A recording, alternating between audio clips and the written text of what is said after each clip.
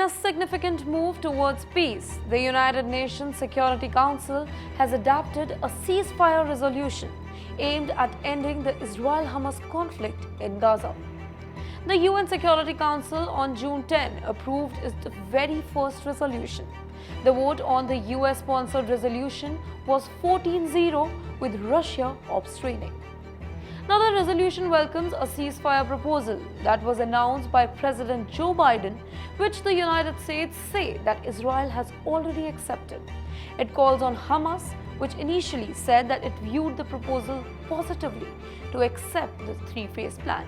Now, let me explain what is this three-phase plan. In the first phase, it involves a 6-week ceasefire. During this particular time, Israeli forces will leave all the populated areas of Gaza. In fact, some hostages, including the elderly and the women, will be freed in exchange for hundreds of Palestinian prisoners. Palestinian civilians will be allowed to return to their homes in Gaza, and 600 trucks a day will bring humanitarian aid into the heavily damaged area.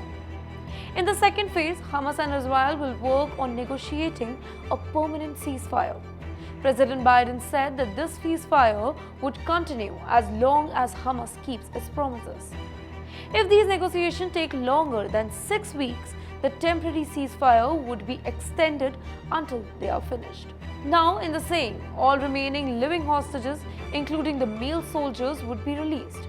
Israeli forces would leave Gaza and permanent ceasefire would start.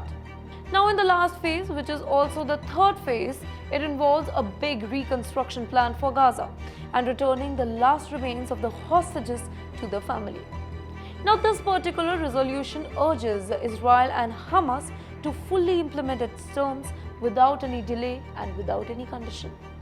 The war started with Hamas' surprise attack in southern Israel on October 7, and this particular attack has killed 1,200 people, mainly Israeli civilians. It also resulted in 250 people taken as hostages.